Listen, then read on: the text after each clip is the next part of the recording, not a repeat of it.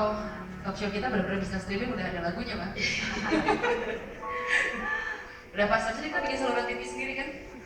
Saya apa kabar, Mbak Elo? Baik, alhamdulillah. Indah sekali negeri kita, semua wanitanya tangguh, smart, dan kuat secara ekonomi. Karena bisa mandiri maksudnya, Pak. Kita jalan-jalan tapi tetap nggak memberatkan suami gitu misalnya. Atau tetap aja sih, kalau mau ditambahin boleh ya. Jadi gimana Mbak, ada cerita apa saja sebenarnya? Ini sibuk banget loh ibu yang satu ini, luar biasa. Dan sudah menyempatkan hadir di sini. Sehat terus, seger terus. Ini yang harus kita tanya juga. Terima kasih Mbak Putri, Mbak Yovita. Terima kasih Astra Finance yang sudah mengundang. Mau ralat sedikit tadi, member BPK Dunia sudah nggak 13.000 lagi, tapi 80.000 sekian. 88.000 ya, kalau nggak salah ya. Di sini ada beberapa tadi member Beautiful Indonesia dan BPK Dunia. Saya diundang oleh Astra Finance waktu April 2015 itu untuk mengisi workshop mengenai penulisan, karena Astra memberangkatkan sekitar 30 atau 40 karyawan ke seluruh Indonesia. Mereka bukan penulis, agak ada yang bisa menulis sedikit, tapi intinya bukan penulis profesional. Tapi bagaimana caranya supaya para karyawan ini setelah keliling Indonesia bisa membuat tulisan dan foto yang akan dimuat di website ini. Seperti itu. Jadi setelah saya membaca sekitar 10 provinsi, saya merinding sendiri. Wow, berarti workshop kemarin itu ada hasilnya begitu ya. Jadi saya diminta untuk menyampaikan juga di sini. Tapi workshop yang satu hari itu saya harus pangkas jadi 30 menit teman-teman ya. Jadi singkat cerita, awalnya saya suka jalan-jalan sejak tahun 83, mulai jalan-jalan sendiri, yang tadi sendiri itu tahun 1983, ada yang belum lahir. Saya waktu itu SMP mulai jalan sendiri. Kemudian kan waktu SMP kan pakai uang saku. Kalau nilainya 8 dapat 5.000, kalau nilainya 9 dapat 10.000. Jadi saya pernah, karena base saya di Surabaya, saya pernah keliling Bandung, lalu kemudian ke Pangandaran, kemudian tembus ke Jogja, pulang. Itu selama 2 minggu habis 55.000 dapat uang dari uang nilai rapor. Tapi kan 55.000 tahun itu duitnya dari ngumpulin duit nilai rapor tadi, hangus tapi kan. Nah, saya setelah SMA saya mikir gimana caranya jalan-jalan ini bisa dapat duit. Jadi sejak SMA saya mulai misalnya ke sebuah desa kecil Bau Palawa di Kalimantan Tengah, itu ada Palangkaraya. Itu kalau kita melipir Sungai Kahayan, ada desa Bau Palawa, mereka masyarakat Dayak Ngaju yang punya upacara tiwah. Jadi mereka menggali kubur leluhur, kemudian tulang-tulangnya dikumpulkan dan dibakar, agungnya disimpan di sandung-sandung di depan rumah mereka. Nah ini saya pulang, saya tulis jadi 4 artikel, dimuat di Surabaya Post. Satu artikel itu 75.000 waktu itu. Jadi 4 artikel dapat 300.000. Modal saya jalan 1 bulan di sana itu hanya 100-an ribu. Waktu itu ya. Jadi dengan modal biaya jalan-jalan 100.000, dengan menulis 4 artikel mendapatkan 300.000, saya balik modal dan bisa jalan lagi. Dan itu berulang kali sampai saya lulus kuliah. Setelah lulus kuliah belum ngapain ya, aku jadi wartawan aja. Jadilah saya kemudian menjadi jurnalis selama 20 tahun ini. Jadi saya ingin membagikan apa yang saya punya pada teman-teman ya, tapi cepet aja nih ceritanya ya. Jadi ini kalau kita jalan-jalan kan suka motret-motret, nanti Mas Arbain yang akan share. Ini di daerah Sorong, waktu saya mau naik ke pegunungan Arfak di Papua Barat. Jadi apa sih gunanya korelasi antara foto dan tulisan? Itu saya biasanya foto akan membantu saya menulis ya. Lalu ini di Ambon, kalau nggak salah waktu itu saya pergi ke Pulau K,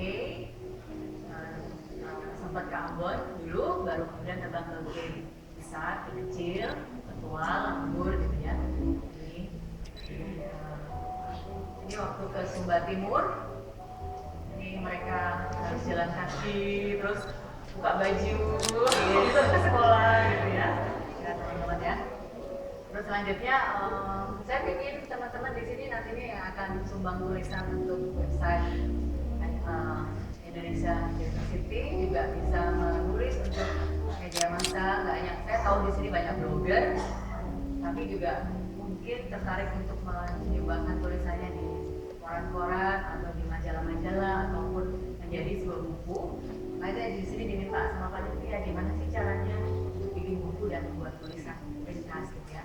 Karena kebetulan buku saya tentang Australia, jadi akan ada beberapa gambar Australia, nggak apa-apa ya teman-teman. Ini cuma contoh bagaimana saya mengambil gambar kemudian mentranslate-nya menjadi sebuah tulisan. Ini waktu saya Australia, jadi teman-teman nikmati aja bagaimana gambar-gambarnya. Ini saya menginap gratis di seluruh dunia melalui Couchsurfing ini. Jadi rumah saya penuh dengan bule, sampai sekarang ada 50-an backpackers dari luar yang keluar masuk rumah saya menginap gratis. Saya pun juga keliling Australia, keliling Eropa bisa menginap gratis. Membernya sekitar 5 juta orang sekarang di seluruh dunia di 240-an negara yang Couchsurfing. Ini ya kita makan, masak sendiri, cuci piring sendiri, kemudian berteman dengan masyarakat lokal gitu ya. Ini singkat saja. Dari gambar ini kelakuannya para backpackers. Nah biasanya kita terbang di jam-jam karena kita mengejar flight yang murah, cost carrier. Jadi biasanya take off jam 4 pagi, landing jam 2 pagi. Karena apa? Karena parkirnya murah. Ya, biaya parkir murah, mereka masuk jam 2, jam 4, jam 5 udah take off. Jadi kalau kita ada di luar, biasanya terpaksa menginap di bandara untuk berhemat. Ya. Nah, dari gambar-gambar ini, kalau teman-teman nanti keliling Indonesia, memotret dan sebagainya, nanti bisa membuat sebuah buku. Biasanya naskah itu akan kita serahkan kepada penerbit. Nah, kalau kita serahkan kepada penerbit, royalti penulis itu hanya 10% dari harga jual buku. Misalnya harga jual buku 50.000, penulis hanya menerima 10% untuk Indonesia ya, kecuali Andrea Hirata. Andrea Hirata itu 12,5% kalau nggak salah. Kemarin di SMS saya dia ada di Swiss, sampai Swiss nih, gue kemarin ulang tahun dia soalnya. Ada di Frankfurt kemarin, hanya dia yang 12,5%. Hanya dia? Ya, setahu saya. Semuanya 10% rata-rata ya. Jadi patokannya kalau Anda mau dapat royalti 12,5%, bikin buku yang laku 5 juta buku. Jadi ini saya bikin buku indie, saya menerbitkan sendiri. Jadi biasanya kalau kita serahkan kepada penerbit, kita akan diedit sesuai masukan dari editor penerbit itu ya. Tapi kalau kita terbitkan sendiri, kita sesuai keinginan kita, gitu ya. Jadi bisa. Tapi pekerjaan penerbit harus kita handle sendiri. Semua tanggung jawab tulisan kita handle sendiri. Ini yang disebut dengan self-publishing. Nah ya, self-publishing. Indie books. Kan sekarang lagi musim indie label kan. Ada penyanyi-penyanyi juga mulai banyak indie label seperti kalau penyanyi grup yang di Gak kontrol itu apa? Slack. Nah, itu sejak dulu indie. Oh, oke. Jadi gitu ya, kalau indie books. Jadi teman-teman, jadi yang harus dilakukan kalau sudah menulis naskahnya, ini saya balik dulu ya, bagaimana jadi sebuah buku. Kita harus menulis naskahnya, kemudian melayout naskahnya, membuat sampul buku, mengurus ISBN di perpustakaan nasional. ISBN itu kalau kita mau jual bukunya di toko buku, kita ada kode supaya nggak sama dengan buku-buku yang lain. Jadi itu untuk merapikan dokumentasi di perpustakaan nasional. Kalau tanpa itu kita nggak bisa jual di toko buku. Jadi saya jual di toko buku, juga jual online, jual langsung gitu ya. Kemudian kita cetak bukunya. Juga kita bisa promo lewat koran, majalah, komunitas. Kuncinya sabar betul. Ya benar. Karena Semangatnya kan berbagi ya, bukan berjualan buku, tapi berbagi. Karena kalau kita serahkan, seperti teman saya menulis 400 halaman, diserahkan ke penerbit mainstream, kemudian dipotong menjadi 200 halaman. Dia 200 halaman nulis berhari-hari, nangis kan, hilang begitu aja. Jadi karena kita ingin share utuh, kemudian kita cetak sendiri, ya semua harus kita lalui sendiri.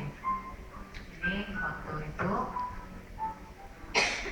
Nah, sekarang bagaimana menulis artikel perjalanannya, kita bisa menentukan lokasi atau destinasi. Seperti waktu April kemarin, teman-teman dari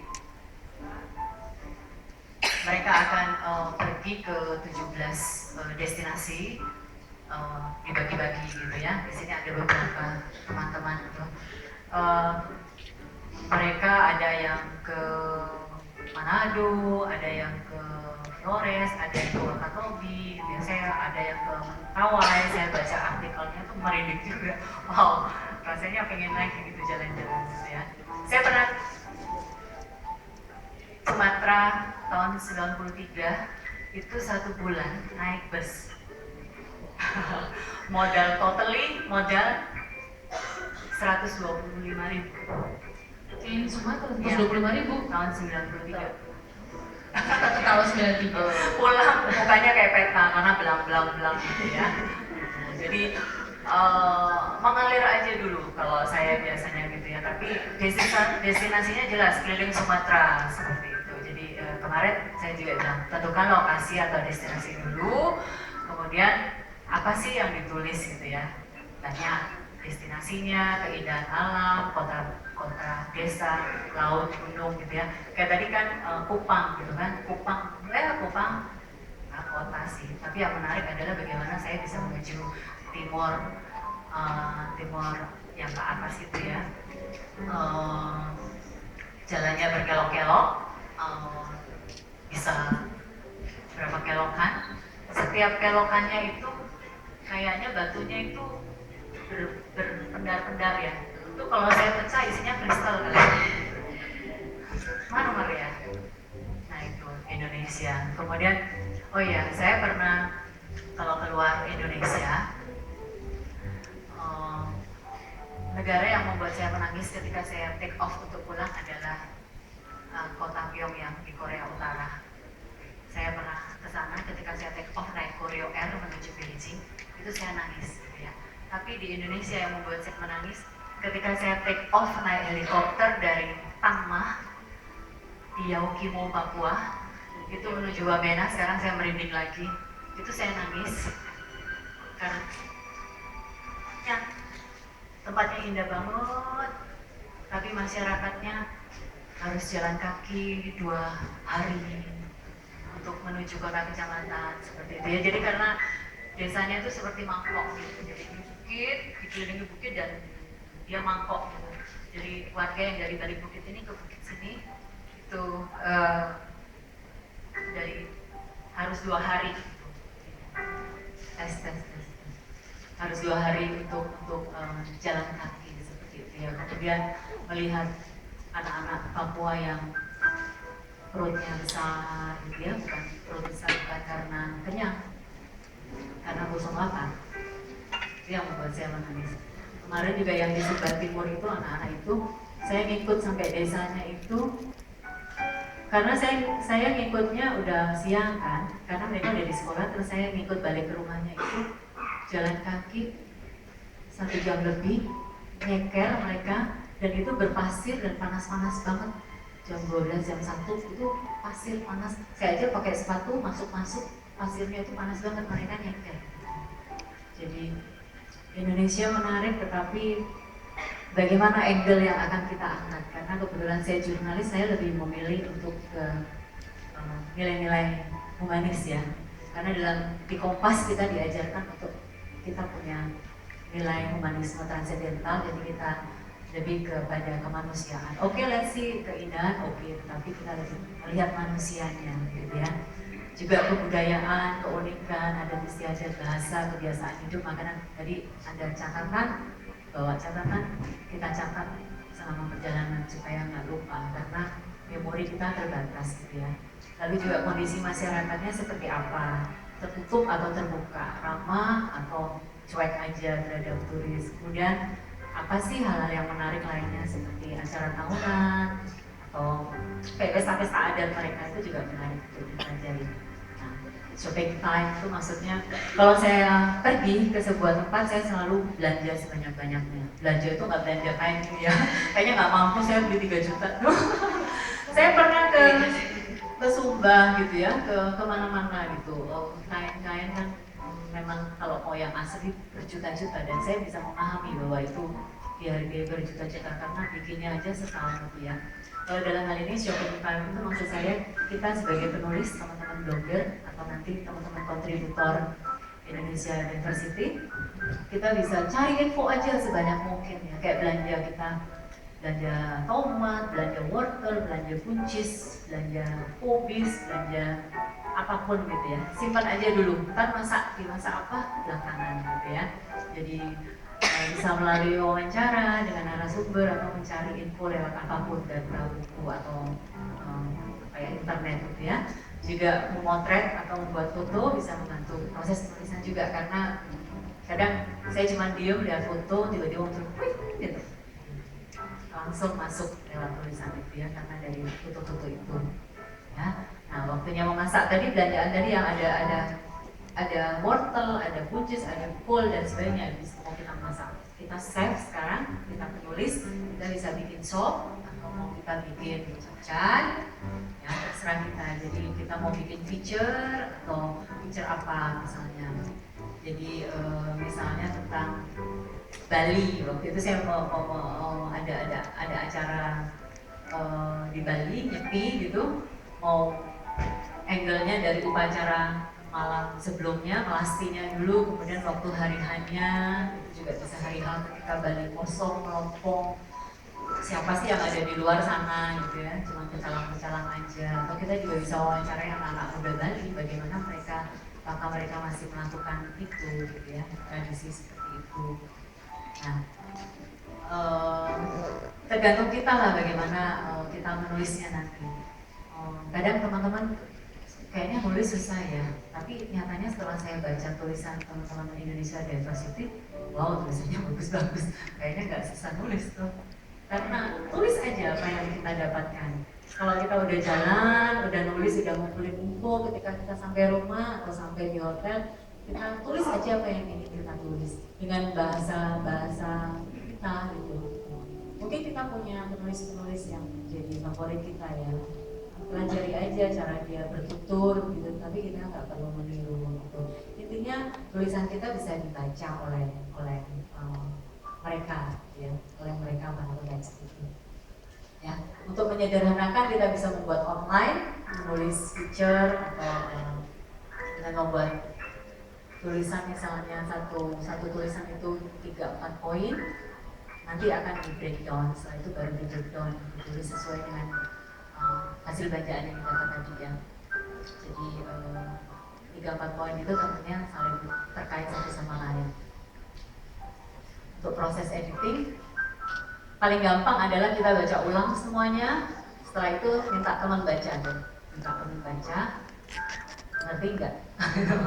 Paham nggak? Gitu. Karena ada bahasa kita kan clutter atau bahasa yang agak ribet gitu ya. Sebetulnya menggunakan bahasa kalimat-kalimat pendek aja, karena lebih simpel buat kita memahaminya gitu ya.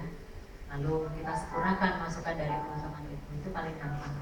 Lalu kita bisa mengirimkan karya melalui media massa, misalnya lewat banyak majalah-majalah traveling, banyak juga koran-koran yang bisa memuat, kemudian juga bisa ditulis di blog masing-masing, misalnya juga bisa mungkin akan disumbangkan kepada Indonesia Diversity.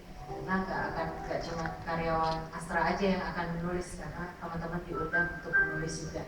Nanti kalau karyawan Astra nulis semua jadi traveler semua nanti, nggak ada yang kerja. Ya, jadi teman-teman itu dulu, nanti ada pertanyaan-pertanyaan, boleh kita tanya jawab. Saya jawab selesainya. Aduh, tepuk tangan dulu untuk Mbak Dok. Aduh, kalau ngomongin soal tulisan, pertanyaan saya yang pertama Mbak, benar nggak seperti yang disampaikan Devita tadi? Perlukah setiap kali kita jalan kita menuliskan setiap hari apa yang kita alami? Eh, Kalau saya nggak terlalu detail ya. Kalau misalnya nih kayak Flores-Floresnya mana dulu, misalnya Labuan Bajo gitu ya, 5 hari di sana. Itu mungkin malam gitu saya baru mau tidur, pointersnya apa? Aduh, ngapain aja di sana, ketemu siapa, ngomong apa, garis besarnya aja. Biasanya sih di blog-blog ya, saya tulis seperti itu. Supaya nggak miss kalau ketika saya kembali ke Jakarta, nanti kemarin ketemu siapa namanya. Apakah poin 5W1H masih berlaku dalam penulisan traveling? Kalau dalam feature karena dia ya tetap ada 5W1H tetapi dia tidak seperti news gitu ya, yang hard news gitu. Dalam feature kita bisa selipkan 5W1H secara halus gitu. Kalau feature kan udah harus di alinea pertama dan kedua udah harus 5W1H-nya udah jelas. Karena piramida kerucut ya, piramida terbalik gitu. Kalau dalam feature mungkin itu segi panjang gitu kan. Jadi segi yang lain ya, karena kita bisa masuk ke barang sendiri, kita bisa lihat dari arah mana kita tentukan. Oke, jadi teman-teman, syarat utama dari bisa menulis perjalanan adalah melakukan perjalanan. Itu nomor 1. Ya. Yes. Sebetulnya kan memang nggak semua beruntung seperti mbak-mbak berdua ini yang menjadi host sebuah acara televisi yang bisa dibayar oleh mereka gitu ya. Seperti saya juga saya sebetulnya banyak sekali melakukan perjalanan yang pakai duit sendiri ketika cuti ya. Jadi justru kalau ketika kerja kayaknya nggak terlalu bisa ngapa-ngapain gitu, karena apalagi saya sekarang kan enak ya bisa jalan-jalan ke luar negeri karena jas internasional ini oke. Tapi saya liputannya demo Thailand gitu kan, terus nulisnya perang gitu kan. Kalau misalnya disuruh berangkat ke Ukraina gitu malah takut kena bom misalnya kan, nggak bisa nulis gitu. Nulis maksudnya nulis pariwisata gitu ya, nggak bisa kan, kita kan nulis apa yang menjadi isu itu. Jadi saya selalu ambil cuti pergi. Jadi kemudian konsepnya bagaimana supaya bisa keep money dan sebagainya. Makanya dalam komunitas kami itu gimana sih caranya supaya murah, itu saling sharing seperti itu. Kalau di sini enak, kita 5 orang gratis. Iya benar. Tuh, Mbak aja bilang 5 orang gratis enak. Tetap ya. Dan jangan lupa untuk mencapai posisi saat ini sudah melalui 20 tahun perjalanan. Ya, mungkin dibayarnya 20 tahun di hampir 20 tahun di Kompasnya. Kalau 20 tahun di Kompas. mulai jalan-jalan itu dari 83 ya. 83. Jadi itu nyicil gitu. Kalau waktu SMP, waktu liburan SMP udah ada sumatri belum sih, saya lupa. Pokoknya kalau libur kenaikan kelas, saya ingatnya saya jalan. Kalau sumatri itu minggu tenang saya pergi ke Jogja, sembunyi di rumahnya nenek gitu ya. Kalau sumatri keluyuran lagi di mana? Sumatri itu Oh ini perbedaan era itu memang menegaskan pilihan kata-kata ya. Gak apa kan Indonesia Diversity. Indonesia Diversity. Pembicaranya juga very diverse ya. Oke. sekarang apa ya kalau SMA itu? Kalau semesteran itu apa ujiannya namanya? UTS. UAS itu bukannya buat kuliah ya? Dulu kuliah saya UAS UTS sih. Oh ini SMP. SMP SMA itu semantik gitu. Oke. Kan saya jalannya SMP, SMA. Jadi kalau teman-teman yang masih SMP atau SMA bisa memanfaatkan liburan semesteran. Oke. Dulu zaman saya masih ngalamin Eptanas. Masih ngalamin. Eptanas kan setelah kita kelas 3. Jadi yang kelas Di 1 tengah-tengahnya lagi? kelas 1 6 bulan Yang break. kelas. Saya yakin kalau mau dicari namanya beda. Nah, Pak. Jadi itu anak-anak Indonesia harus mulai jalan dari SMP Yes. SMA. Kalau bisa jalan sendiri, jangan sama mama papa. Jadi ya. Biasanya mama papanya yang keep anak-anaknya ya. Oke. Jadi papa mama anaknya dibolehin ya jalan sendiri ya. Yang bilang bayar loh. SD kalau SD nggak apa-apa. SD berarti Karena SMP. member-member saya itu ada yang umur 17 tahun, dia berada di Asia Tenggara sendirian. Oke. Dengan 3 juta, menabung recehan-recehan dari kelas 5 SD dia berangkat dari Asia Tenggara. Jadi keliling Indonesia pun juga bisa dilakukan walaupun isunya kan keliling Indonesia mahal gitu ya. Tergantung, tungguin tiket promo. Oh, kayak gitu trik-triknya. Beli jauh-jauh hari gitu ya. Ini jauh-jauh, masalahnya karena sekolah ya. Susah ya sekolah bener. Tentuin libur, gak bisa minta cuti juga sih ya. Tapi ya Cara paling gampang adalah mendaftar ID Divers. Oh oke, tepuk tangan sekali lagi untuk Pak Ella. Terima kasih Pak Ella. Karena tidak memikirkan biaya. That's very nice.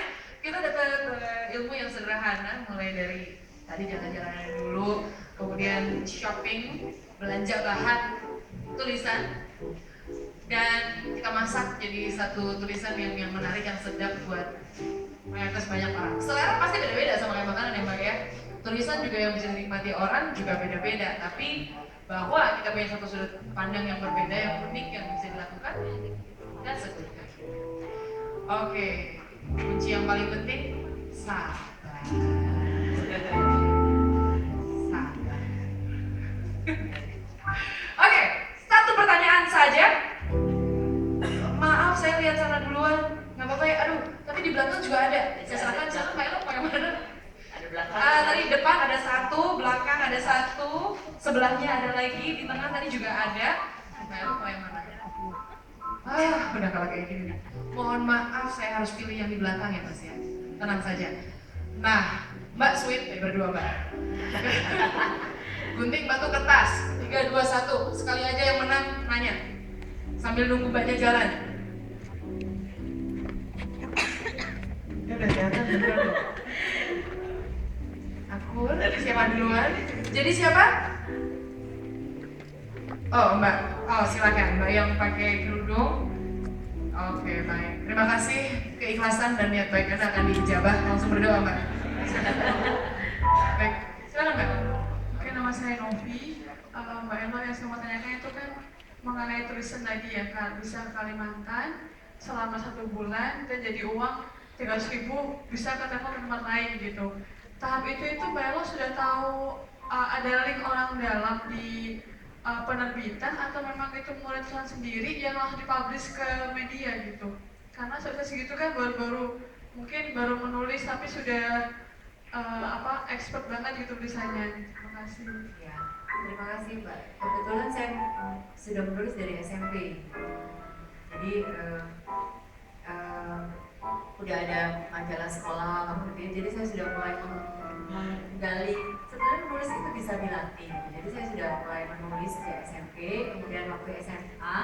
Ini mungkin salah satu politik saya dulu, cara saya. Jadi ketika saya SMA itu, karena kebetulan saya bertempat tinggal di Surabaya, jadi ada Surabaya Post gitu ya, orang lokal. Mereka mengadakan training jurnalistik waktu saya masih kelas 1 atau kelas 2 saya ikut. Jadi karena saya ikut training penulisan mereka, akhirnya saya mengenal banyak orang di situ kan, mengenal orang-orang redaksi dan sebagainya. Karena saya dilatih oleh mereka juga. Jadi saya sudah